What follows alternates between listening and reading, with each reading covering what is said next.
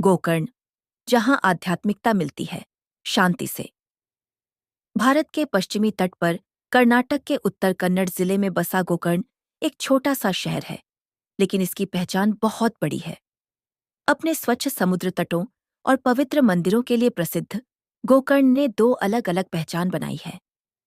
हिंदुओं के लिए एक पवित्र तीर्थ स्थल और शहर की भीड़भाड़ से दूर सुकून खोजने वाले यात्रियों के लिए एक शांत, आरामदायक गंतव्य। गोकर्ण नाम का अर्थ संस्कृत में गाय का कान है, जो एक पौराणिक कथा से जुड़ा है कि यह स्थान गाय के कान के आकार का है और गाय हिंदू धर्म में पवित्र मानी जाती है। इस नगर की उत्पत्ति पौराणिक कथाओं में निहित है, खासकर महान हिंदू महाकाव्य रामायण और भगवान शिव से जुड़ी कहानियों में। गोवा की चहल पहल भरी पार्टी जीवन शैली के विपरीत गोकर्ण शांति प्रदान करता है। आप सुबह मंदिरों के अनुष्ठानों में भाग ले सकते हैं, दोपहर में अनछुए समुद्र तटों पर ट्रैकिंग कर सकते हैं और शाम को सूर्यास्त को समुद्र में समाते हुए देख सकते हैं। यह उन दुर्लभ जगहों में से एक है जहां आध्यात्मिक साधक और अवकाश यात्री दोनों ही एक ही जमीन पर और एक ही अनुभव में संतोष पाते हैं। गोकर्ण कोंकण तट पर स्थित है, जहां पश्चिम में अरब सागर और पूर्व में पश्चिमी घाट है। यह स्थान समुद्री सुंदरता और पहाड़ी भूभाग का अद्भुत मिश्रण प्रदान करता है। गोकर्ण की जलवायु उष्णकटिबंधीय ट्रॉपिकल लेक्या है। मार्च से मई तक गर्मी रहती है। जून से सितंबर तक भारी मानसून का मौसम रहता है। अक्टूबर से फरवरी तक सर्दियां हल्की और सुखद रहती हैं। गोकर्ण घूमने का सबसे अच्छा समय अक्टूबर के अंत से मार्च तक होता है, जब मौसम ठंडा और समुद्र शांत रहता है। गोकर्ण पहुंचने के कई साधन हैं। हवाई मार्ग।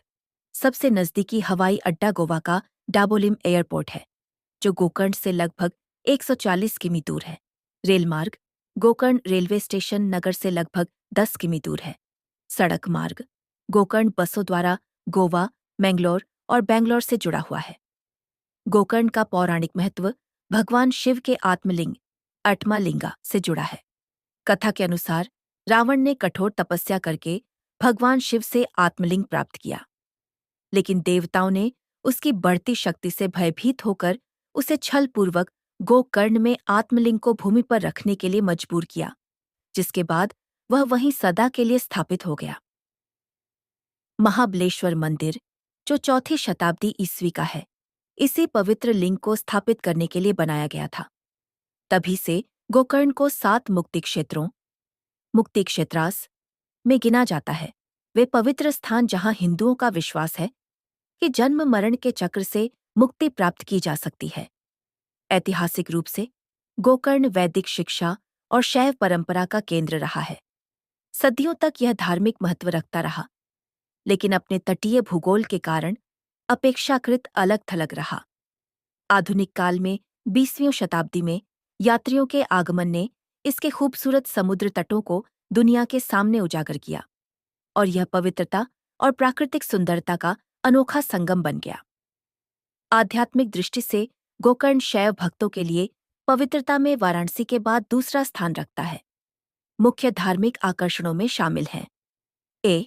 महाबलेश्वर मंदिर, गोकर्ण की आध्यात्मिक धड़कन। यह द्रविड़ शैली का मंदिर आत्मलिंग की स्थापना स्थल है। गैर हिंदुओं को गर्भगृह में प्रवेश की अनुमति नहीं है, लेकिन मंदिर प्रांगण और वहां के अनुष्ठान मनमोहक हैं। बी. अन्य मंदिर महागणपति मंदिर, भगवान गणेश को समर्पित, जो रावण को धोखा देने की कथा से जुड़ा है। भद्रकाली मंदिर, देवी दुर्गा के उग्र रूप को समर्पित। ताम्रगौरी मंदिर, देवी पार्वती को समर्पित। ये मंदिर हर साल हजारों श्रद्धालुओं को आकर्षित करते हैं, विशेषकर महाशिवरात्रि पर, जब पूरा नगर शोभा यात्राओं, संगीत और भक्ति में डूब जाता है। गोकर्ण का दूसरा रूप इसके समुद्र तट है, कुछ जीवंत और चहल पहल वाले, तो कुछ छिपे हुए और शांत। ये समुद्र तट तटरेखा पर मोतियों की माला की तरह फैले हुए हैं। इनमें शामिल हैं गोकर्ण बीच, कुदले बीच, ओम बीच, हाफ मून बीच, पैराडाइज बीच, फुल मून बीच। गोकर्ण में बीच हॉपिंग अक्सर चट्टानी पहाड़ियों और तटीय पगडंडियों पर ट्रैकिंग से जुड़ी होती है। गोकर्ण बीच ट्रैक कुदले, ओम, हाफ मून और पैराडाइज बीच को जोड़ता है और अरब सागर के अद्भुत नज़ारे प्रस्तुत करता है। इसके अलावा गोकर्ण के लोग 3 प्रमुख त्योहार बड़े धूमधाम से मनाते हैं: महाशिवरात्रि, कार्तिक पूर्णिमा, गणेश चतुर्थी।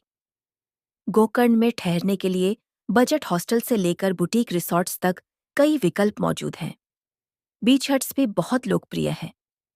आगंतुकों से अपेक्षा की जाती है कि वे मंदिर के नियमों का पालन करें, पवित्र स्थलों के पास शराब से परहेज करें और प्लास्टिक का कम से कम उपयोग करें। गोकर्ण सिर्फ एक पर्यटन स्थल नहीं है, यह मन की एक अवस्था है। यह आपको धीमा होने, गहरी सांस लेने और जुड़ने के लिए आमंत्रित करता है, चाहे वह दिव्यता से हो, प्रकृति से हो या अपने भीतर के आत्म से। यहाँ लहरों की लय और मंदिर की घंटियों की ध्वनि मिल जाती है और हर सूर्यास्त एक आशीर्वाद जैसा लगता है। आज के लिए बस इतना ही। बताइए, आपको मेरा वीडियो कैसा लगा? मुझे उम्मीद है आपको मेरा वीडियो पसंद आया होगा। ऐसे और वीडियो के लिए लाइक और सब्सक्राइब जरूर करें। धन्यवाद। नीचे कमेंट करके बताइए कि आप अगला वीडियो किस राज्य पर देखना चाहेंगे।